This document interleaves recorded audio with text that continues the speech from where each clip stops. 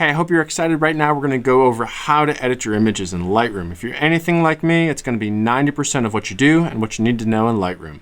It'll tell you how to adjust almost everything you want in your image, and it'll show you some functions that aren't even so obvious in the menus, unfortunately. I think you're going to get most of what you need during this module, so please stick with me. By the time you're done, you'll be able to adjust your image about any way you can think of. What I'm going to do now is in the next 4 minutes, give you a brief down and dirty of all the functions, and in the lessons that follow, we'll go over each one in detail, so please join me on those too. Let's get started. In the basic panel, we've got exposure, and all these menus you can simply click and slide right and left to increase and decrease them. Contrast is going to move your lights and darks further away, and exposure will make universal adjustments to brighten and darken your image. You can click and drag on your temp slider and on your tint slider. Temp if you want to make it warmer or cooler, tint if you want to correct for a color cast. Use this to correct images, this for creative control, really. Down here, highlights, shadows, whites, and blacks lets you push those parts of the image, the brights and the darks, further or closer together in a little bit more refined way than contrast did. Down here, clarity. Clarity bumps up your mid-tone contrast. Vibrance is a delicate way to increase the saturation of your image, and saturation is the sledgehammer that adjusts all of it at once. Woo! That's the basics. If you click R, we get to the crop panel. Now here we can change the angle by clicking and dragging, or clicking and measuring angles. You can hit return and you're done. If you hit R again, it's non-destructive, so we can go right back in, click and drag in the middle to adjust where it is, click and drag on the edges to adjust how much it is.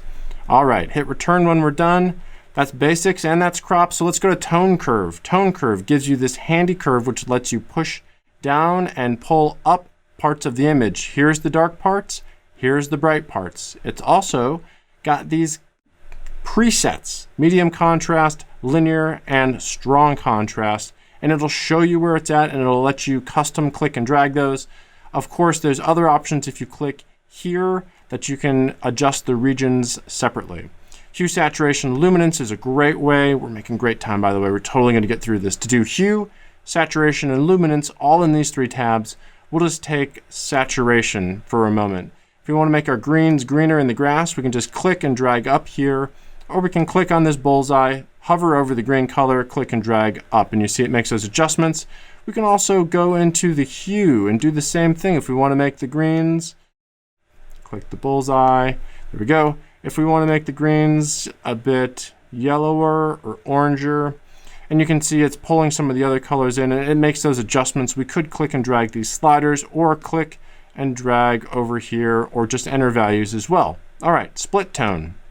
Split tone lets us adjust the highlights, and it lets us adjust the hue of the shadows separately. Commonly used to bring the shadows bluer, bring the saturation of that adjustment up, and make the highlights warmer and bring the saturation up. Balance lets you decide if you want to favor the shadows or the highlight color correction. Moving down, detail. All right, detail lets us sharpen the image. This is the amount of sharpening, and the radius, if you push to the left, makes it a softer sharpen for portraits, and to the right makes it a harsher sharpen. Detail lets you refine that, and masking controls how much you see of that. If you click the Option or Alt key and you make that adjustment, you can see with more detail exactly what's happening. It's a great feature. Noise reduction lets you control the luminant and the color noise.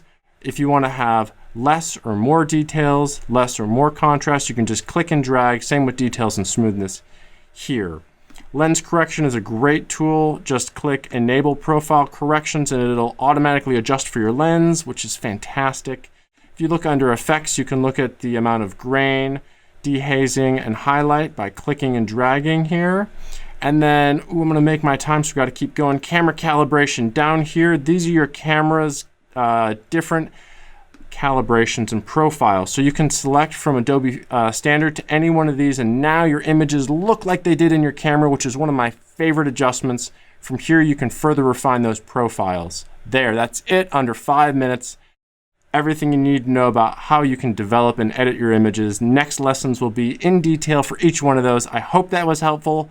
I can't wait to see you in the next lesson, so let's get started digging into these details.